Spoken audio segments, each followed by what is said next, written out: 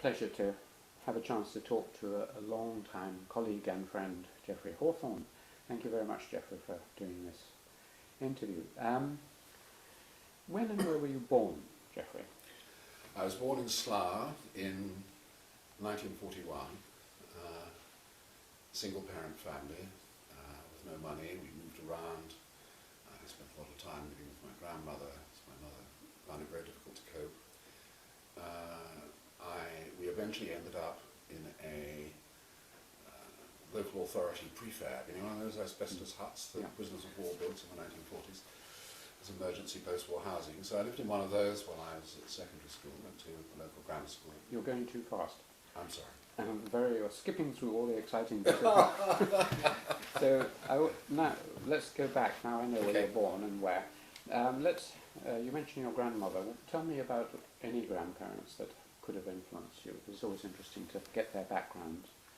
Yes. Well, I know nothing about my paternal side at all. I never knew my father, never met him. Only found out who he was when I was in my 50s. So that's not a part of my life at all.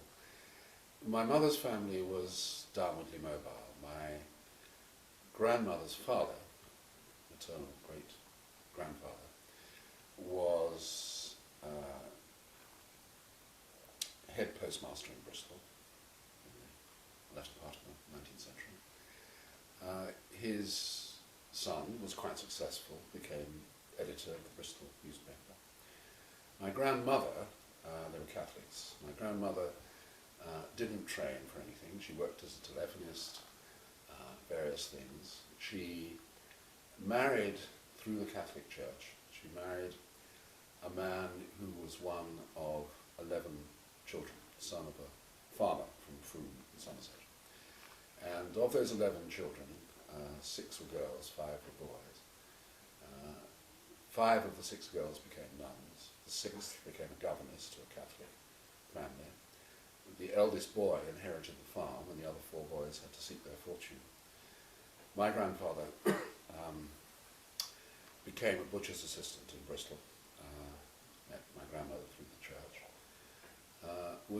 I met him a few times. They separated long before I was born. I met him a few times, very vigorous character. Not one of the century's heroes. When the First World War broke out, he chopped off his little finger in the butcher's shop to disqualify himself from being called out. He was clearly a clever man, but angry and frustrated and drank, and the family suffered enormously from that in the late 20s. My mother was a very clever woman, a very neurotic person, a very clever woman, who got a scholarship to the girls' high school in Bath, which is where they lived by that time, but he wouldn't allow her to take it up. He wouldn't allow her to bring young men home for tea. He became very fierce, was often violent. This was before the 2 parents separated. And so she migrated. At the beginning of the Depression, work was difficult to find, but there were quite a large number of jobs in those expanding pharmaceutical and white good industries on the bypasses west of London, as it were. So she ended up in Slough and got a job as a typist and secretary and so on. Produced me, as I say, had virtually no money. My grandmother didn't quite know what to do with herself, but suddenly found that she had something to do, which was me, because my mother was working. And so the 3 of us more or less lived together. I say more or less lived together because my grandmother had to earn money, and the only way she could earn money was as a domestic servant, which she didn't at all like. But the advantage of being a domestic servant was she could take me with her. I would just sit in the corner and live wherever we were. The disadvantage of this arrangement was that she always fell out with her employers. Because of your wandering around? No, because of her. Because of her attitude. She was downwardly mobile. She didn't like doing this. And I can remember myself. I can remember some of the characters that she worked for, and they were pretty ghastly. So we would often, I can remember one occasion, for example, I must have been 5 or 6, we would often just leave one of these houses. She would resign on the spot. And I can remember this sort of emblematic moment, being on the pavement somewhere with a suitcase. We had nowhere to go. I mean, she had no idea. Well, she was a residential... a residential domestic servant, yes. See, yeah. She had no idea where we were going next, so we would get on a bus or a train, and we'd get off this bus or train, and she'd look for more domestic service. Occasionally I'd go back and live with my mother. My mother was somewhere where she could have me, but she was usually living in bedsits, until eventually she got onto a local authority housing list. As I say, in Windsor, couldn't get on the list in Slough. So that's why we went and lived in the prefab in Windsor. And my mother then married, and I had a stepfather during those years. And that was another world. That was a truly working class world. He had grown up in West London, where he'd become a mechanic in a garage. He'd had, like so many men, a successful war in the sense that he'd enjoyed it. I mean, it gave him a purpose. He was a mechanic on air sea rescue boats. He was involved in the American move up through Italy. I think very involved in the extensive smuggling rackets that the Americans started coming up through Italy. He didn't really know what to do when he came back and never settled. But he married my mother in 1950 and lived with us in the prefab. He and his brother paid their way by washing cars for people. But it turned out that there was another racket going on of stealing cars and redoing them and so on. And so in the same week that I went to Oxford, he went to Wormwood Scrubs, and that's the last I saw of him.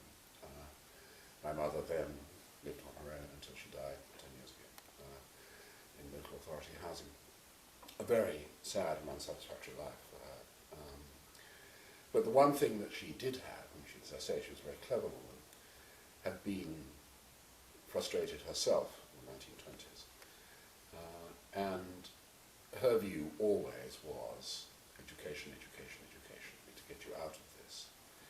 And it was very easy for me. I mean, there were again 2 emblematic moments for me. One was in the Thomas Gray Primary School in Slough when I was 9 years old. And Miss Auden, I remember clearly, who at that time seemed to me to be about 9'6", and clad entirely from head to toe in closely knitted dark red wool, came up to me and said, "Geoffrey, you can't sing, you can't draw, you can't play games, you can't do some." She went on through the litany, and then there was a pause, and she looked at me with what I read as contempt and said, "All you can do is read." I thought, fine. I mean, A, this is true. B, isn't this largely what I'm supposed to be doing? I went home and told my mother, who of course being a mother was incandescent and was inclined to torch the school and so on. I said, no, this is correct. And my mother, much later in the life before she died, and I was very pleased to be able to give her this, was tremendously tickled to discover that there was in the world a job called reader. The second moment was at school, that I was no good at science at all. I didn't like science. Which school? Is this the primary school? Grammar school, secondary school. A very, very good school. I mean, tremendously important for me, the local grammar school. In one of those, it was that period, I'm sure, as you know, where, I mean, the universities weren't expanding at all. This is the 1950s. And very large numbers of clever men and women at the girls' grammar schools went into school teaching. And the quality of teaching in that school, not invariably, of course, but at its best, was terrific. I mean, really terrific. Very, very clever young men who really took an interest in you, took you seriously, introduced one, as it were, to intellectual discipline in various ways. And I flourished there, at least on the reading side. The science side, but I was very interested in biology. I was very interested in and it always has been, a private interest in the natural world in the broadest sense. And so I thought I might do biology, but it would make sense to do biology with chemistry. It was a school that wouldn't put you in for ordinary level unless it knew you were going to do well. And so there were a series of rehearsals, including the rehearsal for practical chemistry, where we were supposed to produce some purple crystals. And indeed, the rest of the form produced purple crystals. I produced something that looked like lentil soup. And the chemistry master, whom I had a certain respect for, he was one of these very clever men. I didn't like him or his subject, came up to me and looked at me. And it was a very good performance. He said, "On reflection, Hawthorn," gave one sense that he'd really thought about this. "On reflection, Hawthorn, I think you are the stupidest person I've ever met." And I thought, okay, there go the sciences. I mean, my options are being narrowed. So arts A-levels were all that was left, really. So I did that. It was a good school. What was the school? Windsor Grammar School. Windsor Grammar School. And then we had a new headmaster, and I wanted to go to the LSE because I'd heard about the social sciences in a vague way, and they weren't very much known about in the late 50s, certainly in a school like that, which thought more in terms of the traditional subjects.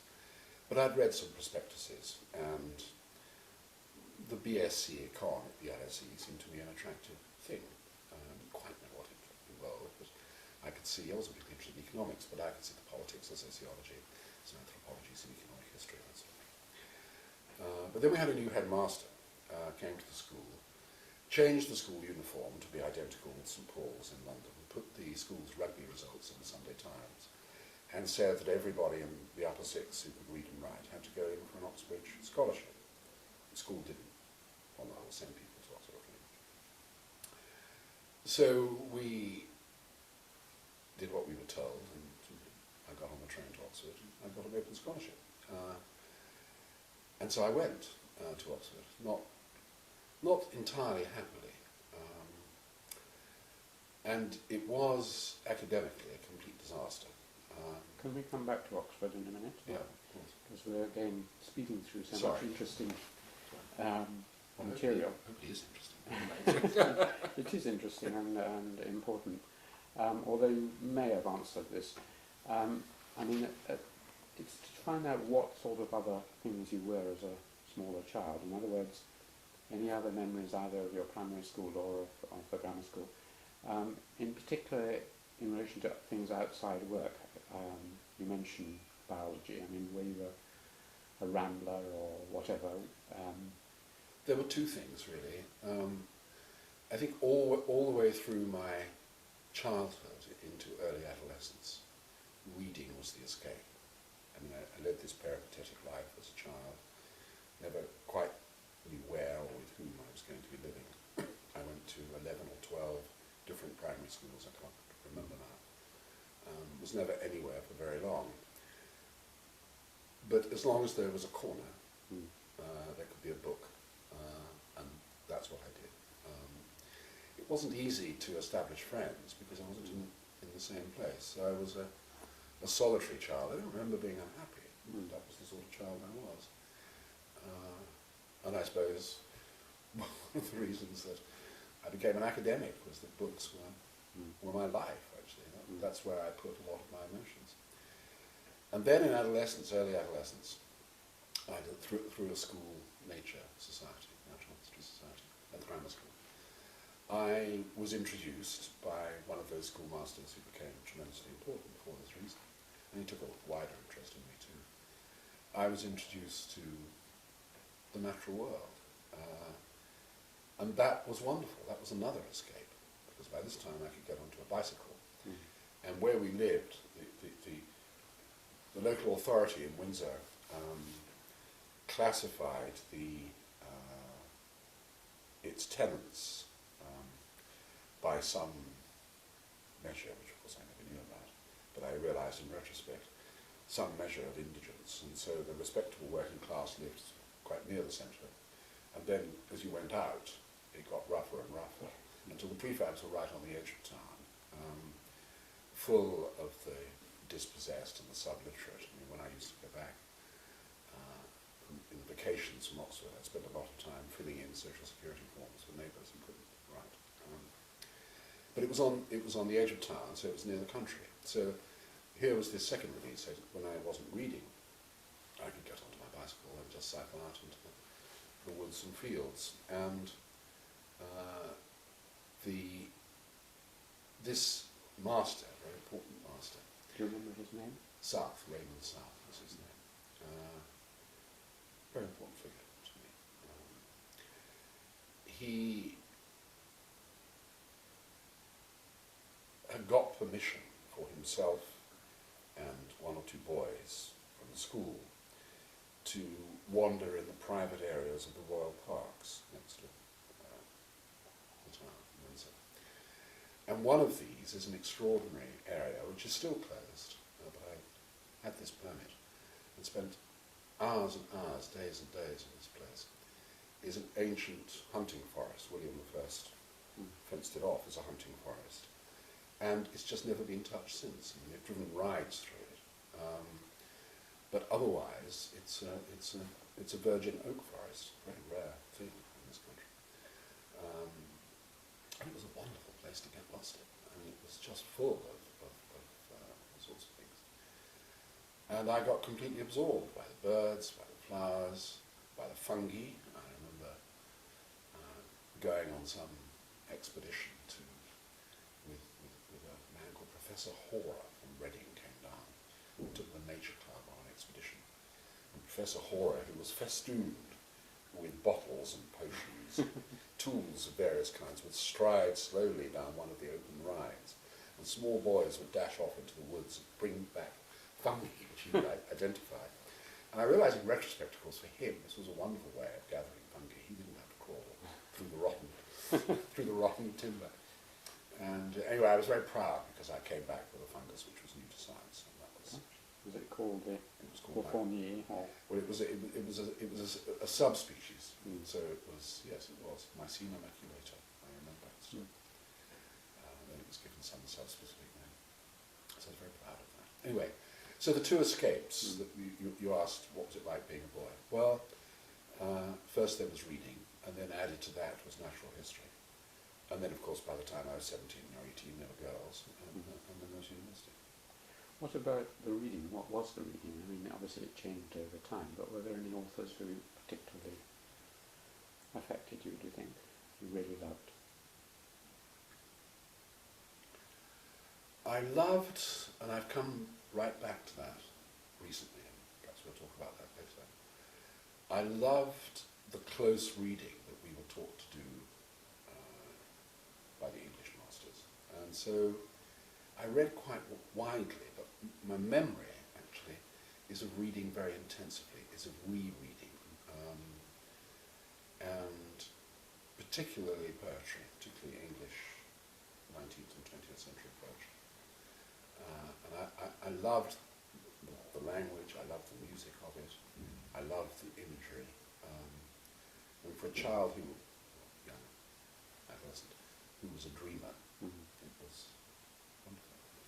So a lot of that, I mean, for example, for A-level English, which I loved, and I thought of doing English at university, but I had a sort of Puritan utilitarian streak in me, I suppose I still do, and thought, well, I wouldn't know what I would do with English, so I didn't pursue it. But the poet was Gerard Manley Hopkins, I remember that. We were the same year, so we had the same poets. Oh, right. Let's see if the others are the same. Yeah. And Chaucer and Shakespeare. And then I read a lot of modern novels, including a lot of European novels, because growing up in the way I didn't produce any great affection in me for England. I mean, I liked the English imagination in literature, and I liked the English countryside. But I didn't like much else about it. And so was very drawn to Europe. French was the foreign language at school, so I was very drawn to French literature, later on, French films and so on. And I would read other European literature in translation. So I suppose poetry, modern novels, and a lot of stuff from across the Channel. Mm. The other thing, obviously you said sport was not your forte, so you didn't really play games much. The other thing that tends to often happen around this time, i.e. teens, late teens, is either a movement away from or towards religion. I mean, you said you come from a Catholic family, but also being a dreamer and so on, there was no escape into religion. No, there wasn't. And I think the reason for that was that I don't think I have much religious sensibility, and I think it's been a defect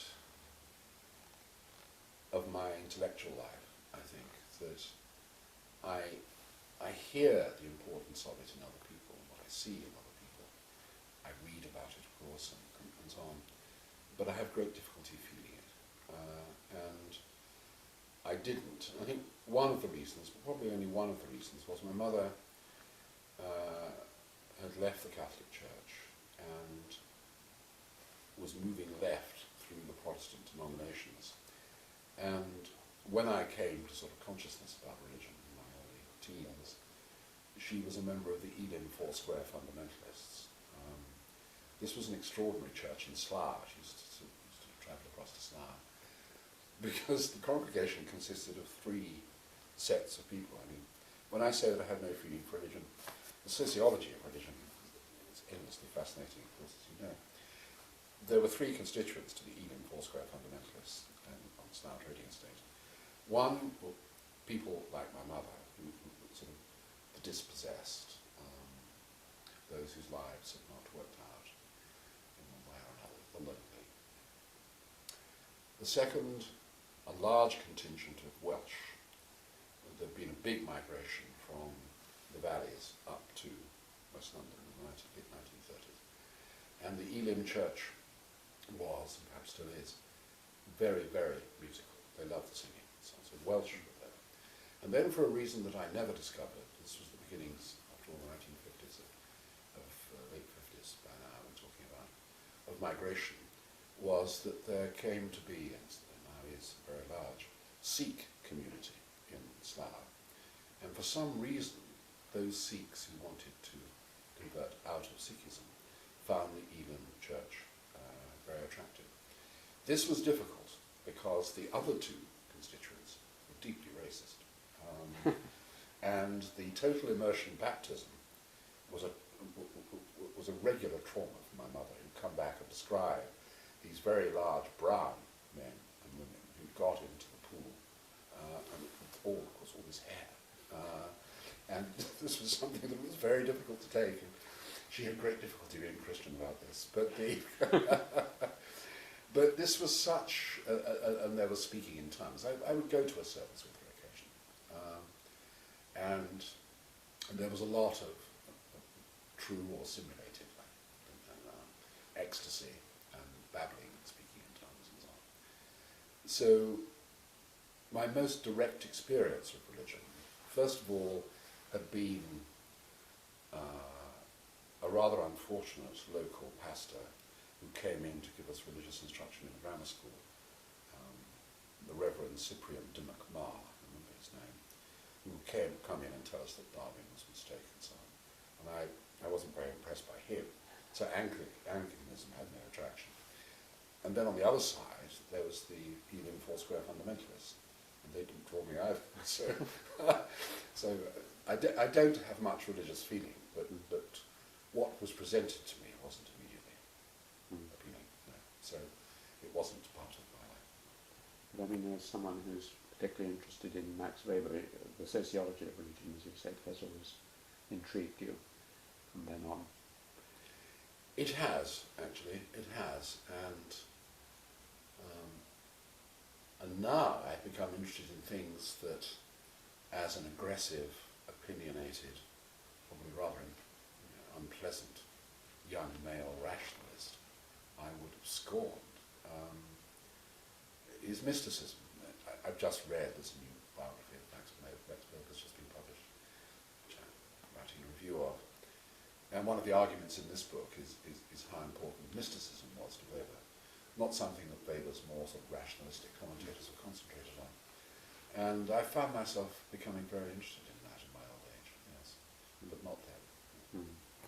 And if you had to characterize your sort of religious position along the usual spectrum of believer, agnostic, atheist, or whatever, how would you place yourself?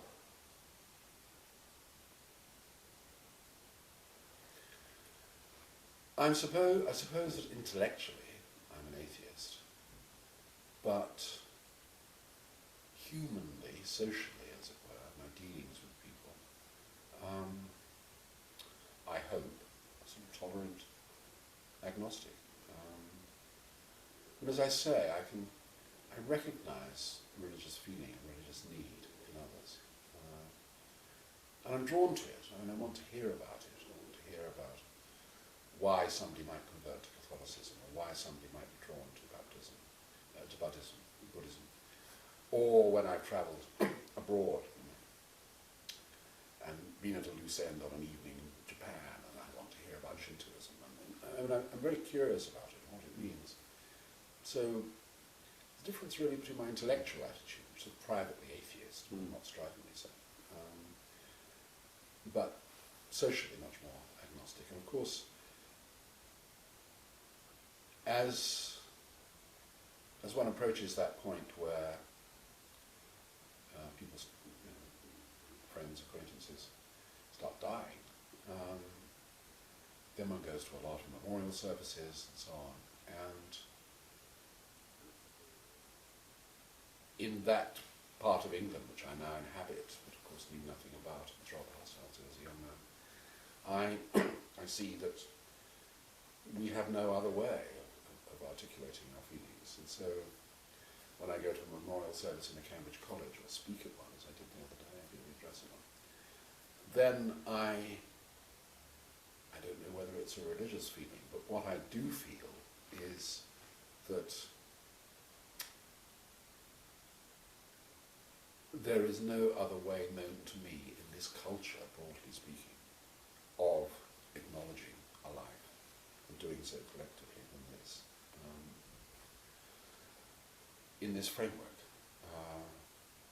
And I find myself not merely at ease with it, but drawn to it in some way, moved by it. As moved as I can be, I think, by anything.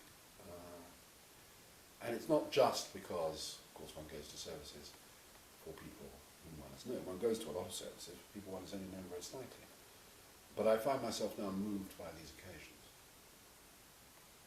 And I'm surprised at that, because I've not thought of myself as somebody who's moved by social occasions. Perhaps just the last question on that. I've talked to a lot of people. It's not quite so current, but there was quite a big controversy last year, anyway, and the year before, about Richard Dawkins' work, and Christopher Hitchens and others who have attacked religion either as being disproved by science or morally evil. Do you have any views about that? Dawkins or Hitchens onslaught? I don't like it. I think Dawkins is a rationalist bigot. And on the other hand, I really don't like the Anglican Church now is harmless, but I don't like the public manifestations of Catholicism. So rather a plague on all their houses, actually. that I've come, and perhaps we'll come on to this. I've become increasingly sceptical of the use of intellectual positions to guide other people's lives. If anything, I've come to appreciate, as it were, what I suppose as a sociologist or political scientist or whatever I am now, I should have appreciated right from the beginning, which is the radical cultural contingency of things.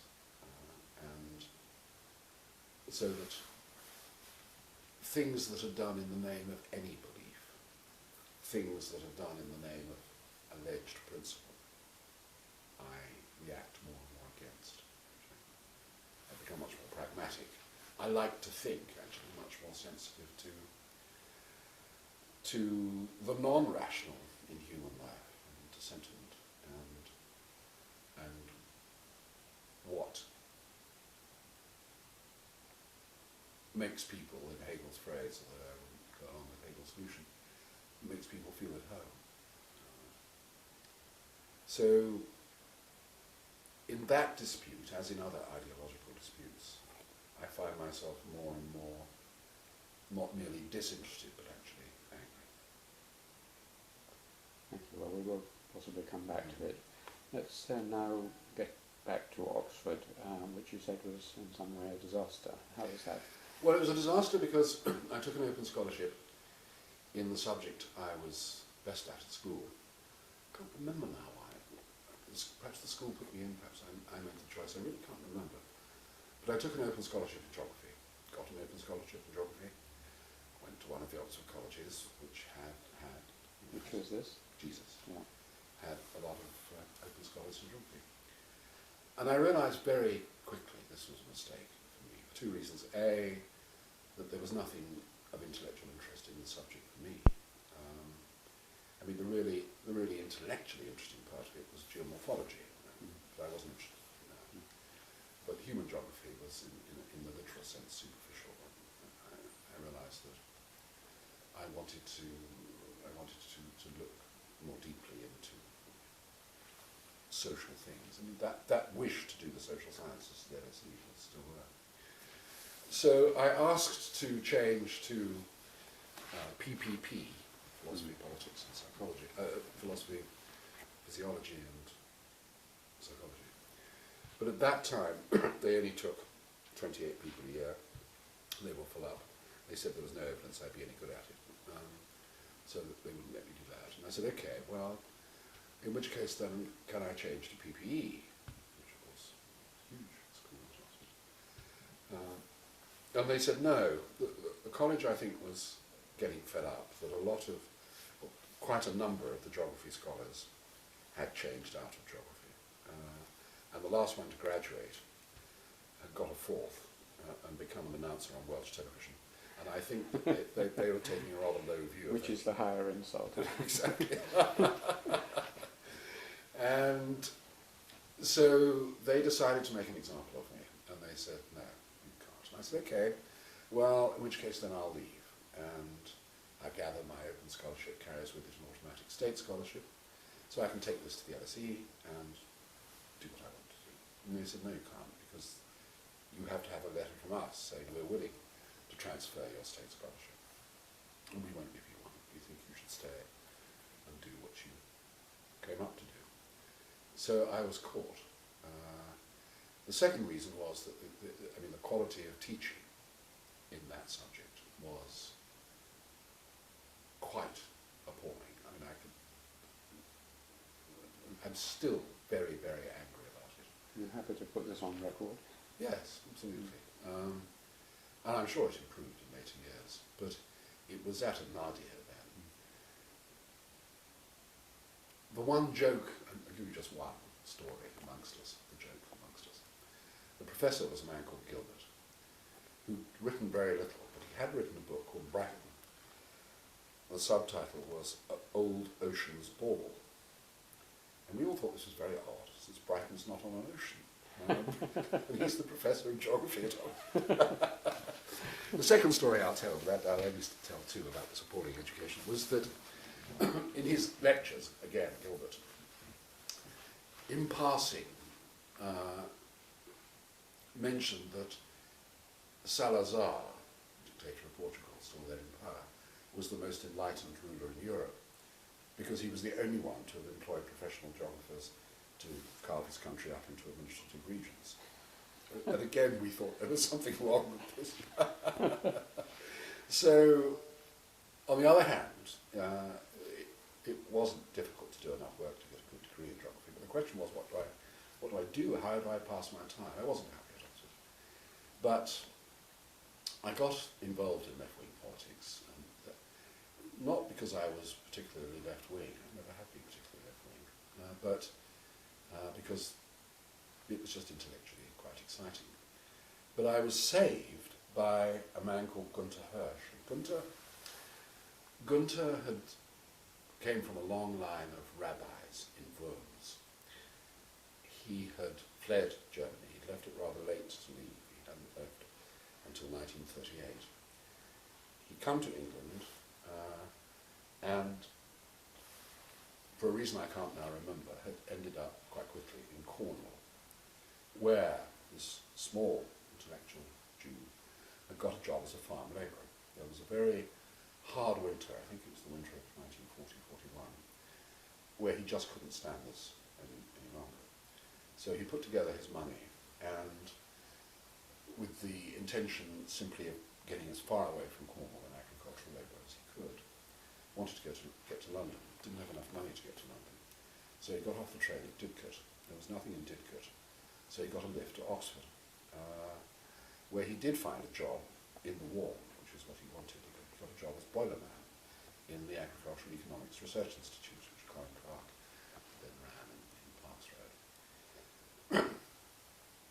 3 or 4 years later, 1944-45, Clark realised that down there in the basement was stoking the fires, literally, was this man who knew an enormous amount about European land law and all sorts of things, being a lawyer. And so hauled Gunther upstairs, invented a job for him, which was university demonstrator in rural social organisation. And he became an academic.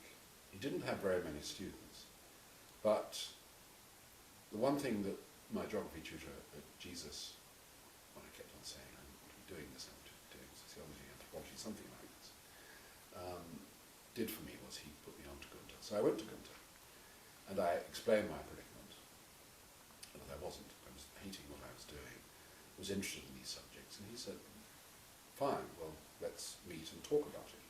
And I said, but I can't pay you. The college won't pay for things, that doesn't matter. And so we had these fortnightly conversations. He would give me a whole range of literatures, and we'd just talk about them. And it was wonderful because he had been, I mean, he glowed in my eyes because he'd been to some of Max Weber's last lectures in the early 1920s. He had this broad European education, opened my eyes to all sorts of things. So these were wonderful conversations. And he made it clear to me that I wasn't going mad, that what I wanted to do was a reasonable thing to want to do. There then came the question of how to do it when Oxford ended. And I thought that I was rather anxious, didn't quite know, as it were, what to do or where to go. So I did what 2 or 3 other people I knew did. What time were you in Oxford? Because it sounds we must have been there at the same time. What year? 1959 to 62. Ah, yes, you're 1 year ahead of me. So, yeah. But I'm sure at that time, in all respects behind, but in all other respects behind. But geography and anthropology were part then of the same school, and quite a lot of people went on to do diploma in anthropology. So I thought, well, anthropology is close to what I want to do.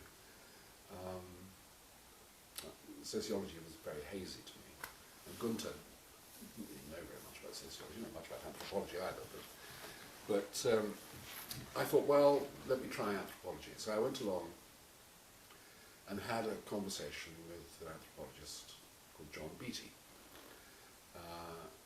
And Beattie said to me, so you want to do anthropology? You mean you want to study small, non-literate people who are depressed and diseased and who, within your own lifetime, will have ceased to exist?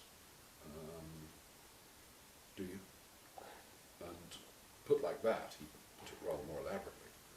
I thought, oh, no, I don't, actually. I'd read, I mean, I had a picture in my mind, I had a plan in my mind. In the remote corners of the geography library, I found a small shelf of books on the Chukchi of northeastern Siberia, and these had captured my imagination.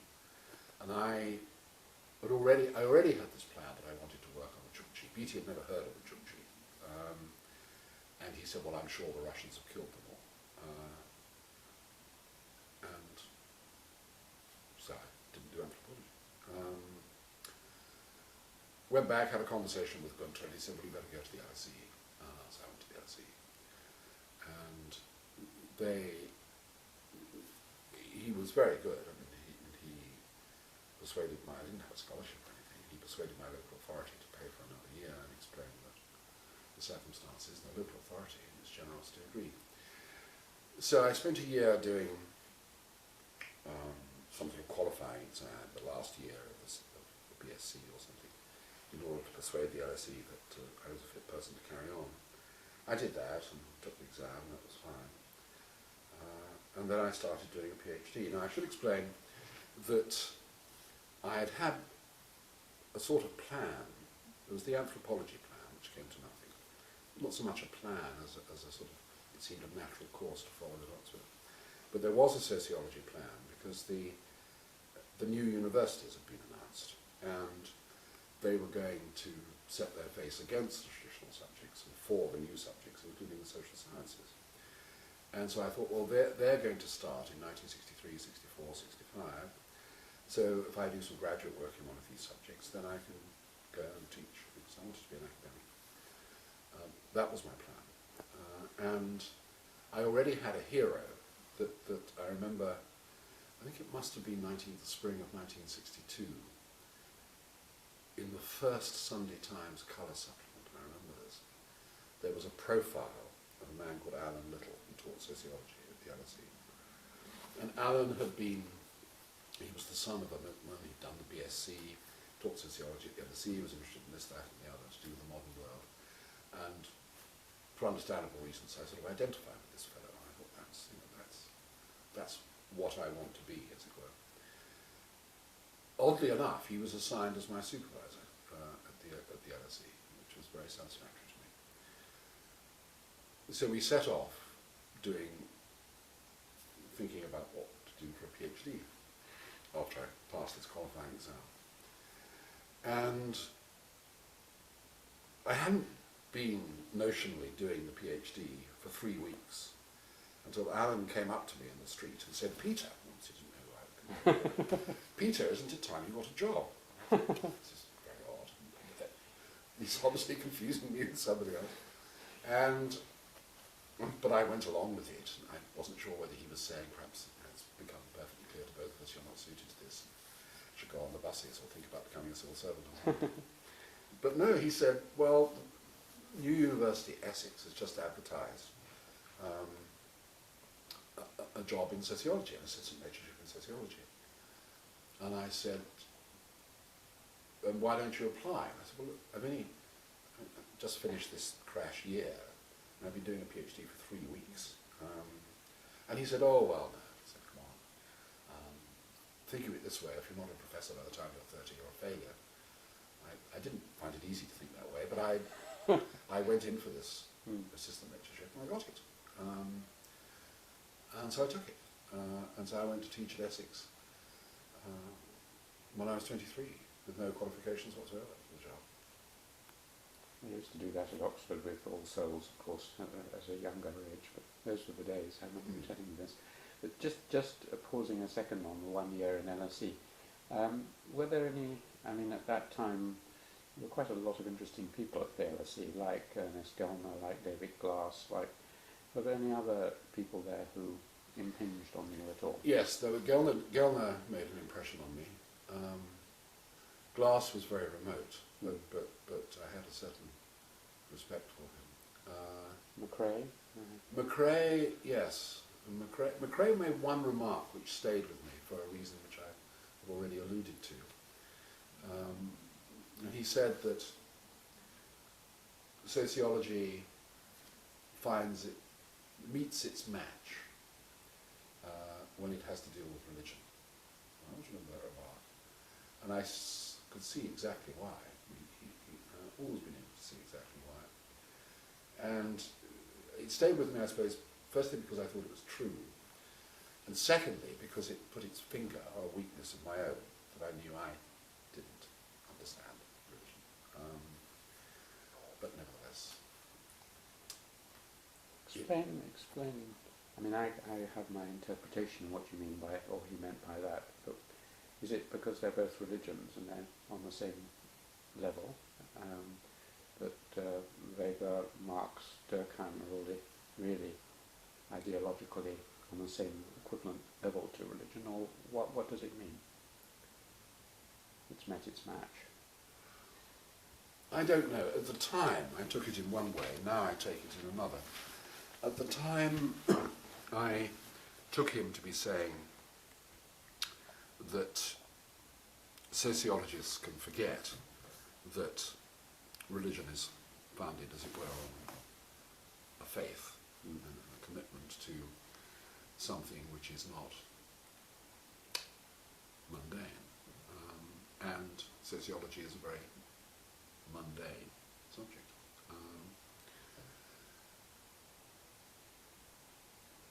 And it has its origins, because Macrae, unlike most sociologists at that time, had a sense of the subject's history. Sociology has its origins in the sort of, what you could say has its origins, as you just suggested, in the sort of aggressive rationalism of the 18th century. And these are not the people who are best fitted to understand religion. I think now what he may have been saying, Macrae was not a very explicit man. He was often drunk, but he was clever, very clever. I think that he may have been saying something which only came really to understand and think more deeply about much later in life, was that sociology was in danger of being a reductive subject. It would take beliefs and emotions and reduce them to other phenomena. And when I read, after hearing that remark of Macrae's, when I went away and read Durkheim's Elementary Forms, which is obviously a very clever book, I could nevertheless see what he might have meant. But I now see also, I mean, he knew a lot about Weber, I didn't know much about Durkheim, but he knew a lot about Weber. And I now see, having just, as it were, in the last month, come to understand Weber's interest in mysticism, I've now come to see what he may have been driving at. It's interesting, isn't it? I mean, there can be people, I've never taught by Macrae. I hardly had anything resembling a conversation with him. This must have been in a class or in a group or over a drink or something, probably over a drink, maybe Macrae. And yet someone can have a very powerful impact on them with one sentence. But that's the best I can do in answer to your question of what he might have meant. Thank you. So let's move to plate glass. One of the new plate glass universities, Essex. You remember being terrified at the thought you suddenly had to lecture endlessly on sociology? Or? It was utterly terrifying. The first year, I mean, I was the first non-professorial appointment at Essex. There were 6 professors, and he finished establishing a professoriate before the first assistant lectureship in sociology. So I was on every committee to plan everything at Essex, and it was extraordinary at the age of 23. That was fascinating. I loved it. That was slightly scary. Sitting around tables with these real men. Of course, having done it later in life, being one of the real men, the gloss rather wore off. But then it was rather exciting. The first year teaching, sort of social structure of modern Britain, or whatever it was, didn't worry me too much, because at the LSE I'd done some extramural teaching, extension teaching, on the social structure of modern Britain, which is a standard LSE course. And I'd done it in Brixton with West Indian immigrants. And that was a fantastically good education for me, because these people didn't have an academic interest in the social structure of modern Britain. They'd arrived in Britain, they wanted to know how it worked, so they could work it. They wanted real practical knowledge about British institutions and British beliefs. And the questions I remember in that dingy hall in Brixton on a sort of November night, because of this, absolute practical innocence. When you say education is formal in England and doesn't often train people for things, what do you mean? Or when you say family life works in this way, always works in this way. So I wasn't worried about the first year, but I was absolutely terrified because there were 4 members of the sociology, by another piece of teaching, there were 4 members of the sociology department. A professor, Peter Townsend, who was interested in social policy, a man called Herminio Martins, Portuguese, who was interested in modern social theory, Paul Thompson, who's a social historian, 5, that's right, a man called Ernest Rudd, whose post was Reader in Methods of Social Investigation, and me. And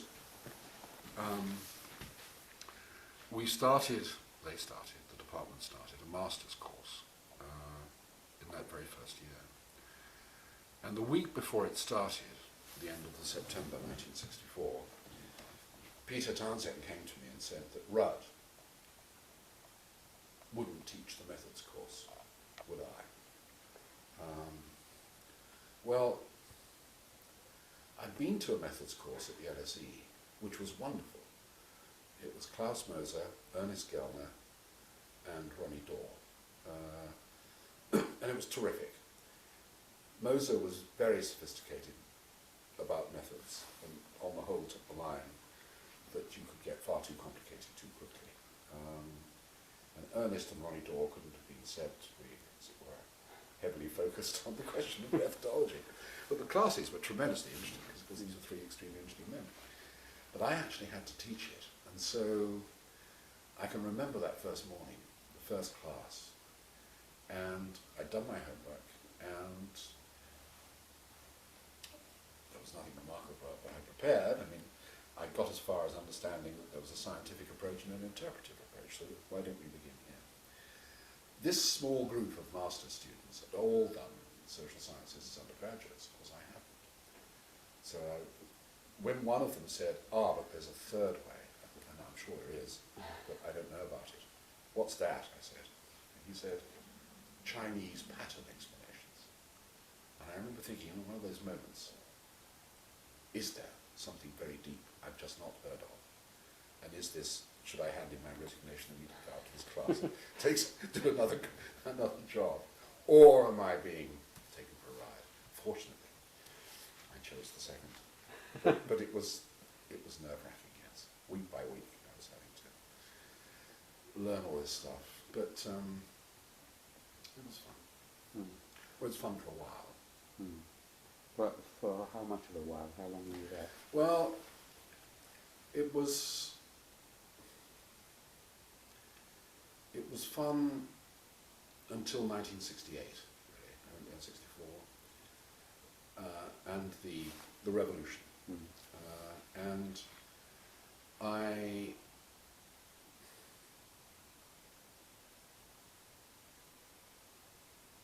found myself in the middle, really. I mean, I thought that the university authorities, in reaction to a student protest, were behaving very obtusely.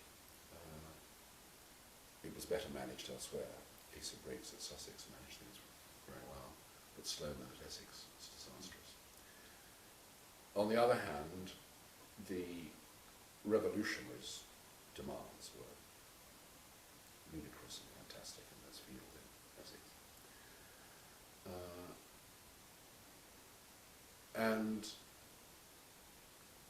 But because I had the ear of both sides, I was virtually the same age as the students, and sympathetic to desires of right-wing hyena, to, as it were, civil rights, Vietnam, all these things that were at issue. And also, I mean, sympathetic to what we would now think of as a more progressive form of university governance. So I had their ear, but also the ear, I suppose, of the staff, and all the staff who were desperately ignored what was happening. And so I found myself having to chair meetings, trying to bring the two sides together. Chairing a meeting, I remember, between the university students and townspeople in Colchester. And that was a very difficult evening, because they didn't know what had arrived. And so that made me uneasy. Also, I realised, I mean, much later in life, I read something by David Daches, who was a senior person at Sussex in those years, talking about the Sussex educational philosophy, which was, as it were, to concentrate on the modern world, but not be subject to the tyranny of the present. I thought it was a very good way of putting it, trying to strike a balance. I didn't put it that way to myself at the time, but in retrospect, I realised that's exactly what I felt at Essex, that it had decided to teach sociology, politics, economics.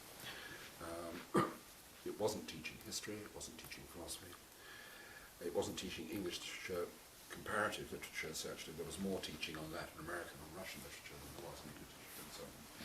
And I realised that I just thought this was going too far. That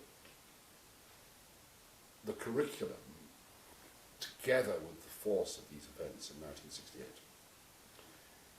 suggested that this place was subject to the tyranny of the present, as I would now put it. I can't remember how I put it then. And so I was politically lonely, and I was emotionally lonely. The sociology department was huge by then. It grew very, very fast. 28 people. And 27 of these were married, and the 28th wasn't. And I was getting rather fed up with endless dinner parties to be nice to somebody's sister or auntie or whatever. I wanted, it just, for some reason, I couldn't settle in this atmosphere.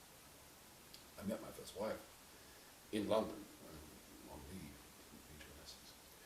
So I decided that I really would leave, and I wanted to come back to an older university.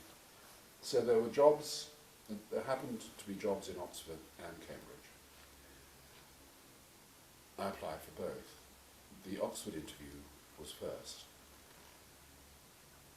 As you know, a lot of the Oxford posts then, as now, are half college, half university. So the committee is similarly divided. It so happened that the sociology job that I applied for at Oxford was tied to my old college, where I'd made myself very unpopular. And I was told afterwards by Geoffrey Hawthorn, who was one of the university interviewees, that all the college people had voted against me, all the university people had voted for me, so I was stuck. Meanwhile, I came for an interview here, and got offered the job. I think it was a mistake, but I got offered the job here. Mistake by who? On your part or No, theirs? mistake on their part. I say on their part because the interview was in the old schools. It was February 1970. There was a power cut in the middle of this interview. The room was plunged into darkness. A big scramble. I mean, the interview had already begun, and I thought this was unusual because the chair was the then Master of Queen's, I can't remember his name, President of Queen's Political School, who introduced himself and said he was of no importance whatsoever and went to sleep. And so that got things off to a funny start. And then there was a power cut. A lot of confusion. Candles were found. And so the rest of the interview proceeded with candlelight. Nobody could really see anybody else. And insofar as they could, of course, the candles lit faces from underneath. So it was a bit like a sort of Hammer horror set. And I remember particularly that Meyer, Fortis, was on this committee, a vast committee, because everybody had a stake in SBS at the beginning. Meyer did most of the talking, he asked all the questions. He also answered them all himself. So I didn't manage to say very much at all. And then he stopped, and Leach, who gave a very strong impression of being asleep, and all the time, as I later learned from anthropology seminars, a habit of his was jangling his keys. Oh, yes, Yes. He suddenly asked me, absolutely out of nothing, in what way I thought that men were different from the animals. No idea what my reply was, but he then went back to jangling. And the job was a university lectureship in sociology / statistics. It was to teach methods. I didn't really want to do this, but I wanted to get out of Essex. And John Barnes, very politely, in a very polite way, asked me if I knew anything about statistics, and I said, well, actually I didn't. That I have no idea how statistical tests are derived. I'm no mathematician. All I know is a little about which recipes to use for which kinds of problem. Oh, that's all right then, he said. Still in the darkness, I then stumbled out of the room, and an administrator followed me out and asked me how much I was being paid at Essex, told me I was being grossly overpaid, and said we'll be in touch. So it was dark. I'd hardly said anything in this interview. I couldn't believe I'd made any kind of impression. I just think they got the wrong person. I think it was, everything was... Anyway, I came. You came.